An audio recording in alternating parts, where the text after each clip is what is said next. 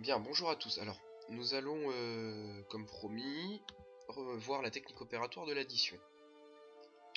Donc, normalement, vous avez dû voir ma première vidéo sur la numération, ma précédente vidéo sur la numération. Donc, faut la voir avant d'attaquer ça. Je suis débutant sur YouTube, donc je sais pas si j'arriverai à... De toute façon, je mettrai dans la description de la vidéo la précédente, mais j'essaierai de vous mettre un encadré pour y accéder directement. Bien, on y va. Alors, on va commencer par une édition simple. Je vais prendre deux nombres qui sont 321 et 232. Et 232. Donc nous allons additionner ces deux nombres. En d'autres termes, nous allons chercher la somme, on va faire la somme de ces deux nombres. La somme, c'est le résultat d'une addition. Le résultat d'une addition s'appelle une somme. Et donc, il y a certaines règles à observer lorsqu'on fait une addition. Dans un premier temps, on va pas s'occuper de toute la partie calcul. On va d'abord s'intéresser au nombre. Donc, je vais redessiner mon petit tableau. Mon tableau de numération. Normalement, vous l'avez vu dans la première vidéo. Alors, unité. Je vais baisser mon crayon qui est un peu gros à mon goût. Dizaines et centaines.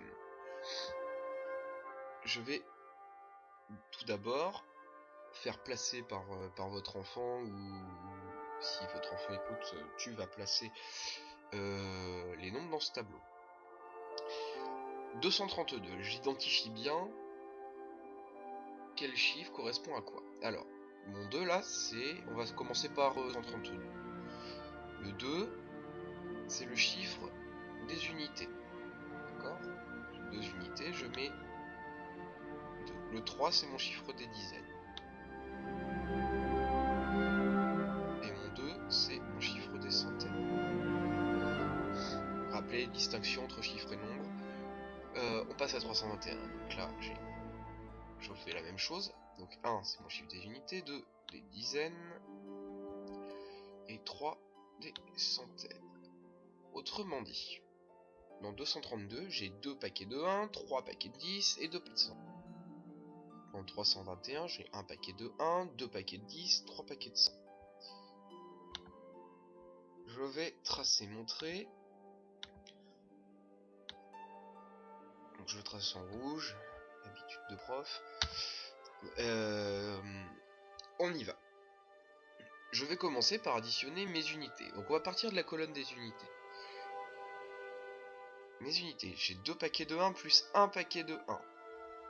Donc je compte 2 plus 1, ça me fait 3 paquets de 1. Ma colonne des dizaines. J'ai 3 paquets de 10 plus 2 paquets de 10. Ça me donne 1, 2, 3. J'ajoute 2, 1, 2. Ça me fait 5 paquets de 10. Vous pouvez compter sur vos doigts. J'utilise les centaines.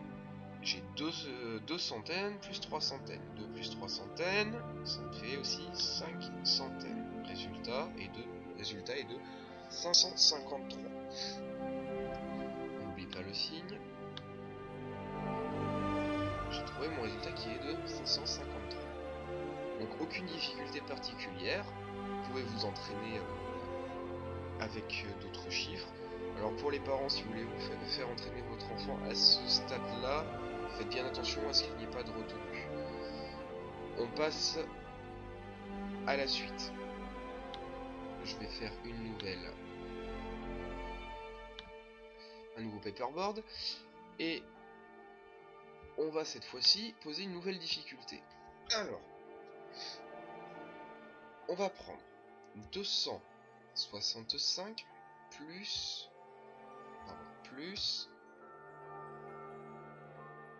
257. 265 plus 257. Vous avez compris donc au début. Je reprends mon tableau.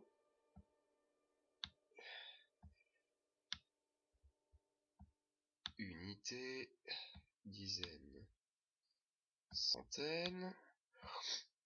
Donc on reprend exactement refait exactement la même chose, on reprend la même technique. Je pars de 265. J'écris 265.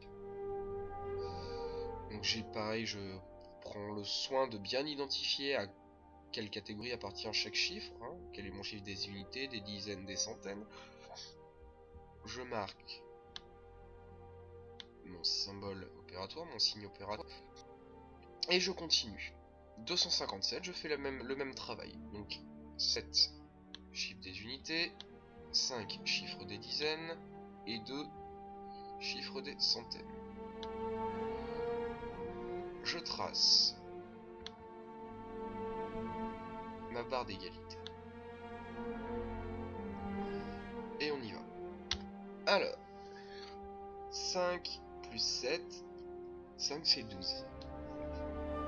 5 plus 7,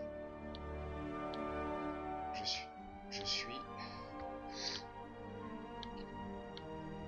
à 12, ça me donne 12.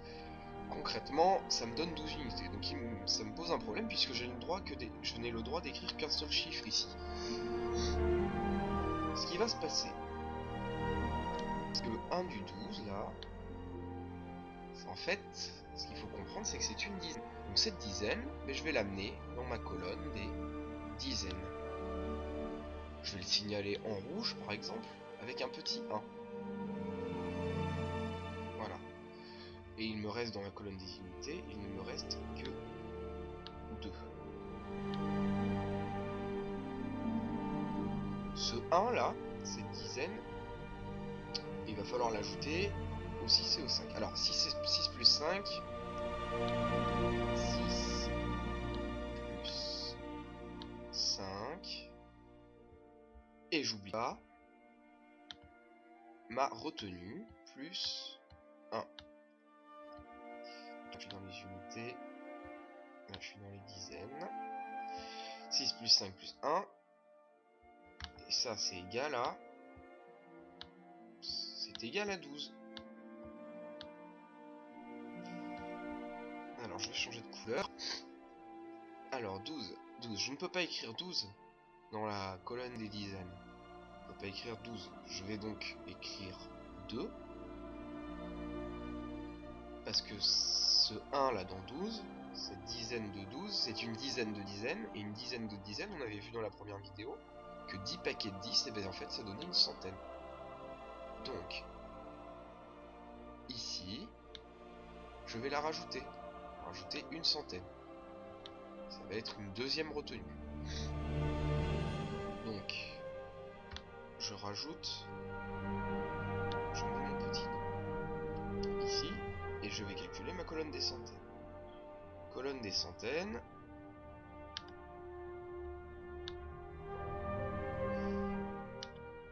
Je calcule. 2 plus 2 plus 1. 2. Donc 2 centaines, plus 2 centaines, plus ma retenue, que je n'oublie pas. Ma retenue, la centaine que j'ai obtenue précédemment. Plus 1. Et ça nous donne 5. Résultat de cette opération, la somme de 265 et 257, ça fait 522. Voilà, donc j'espère que vous avez bien compris cette histoire de retenue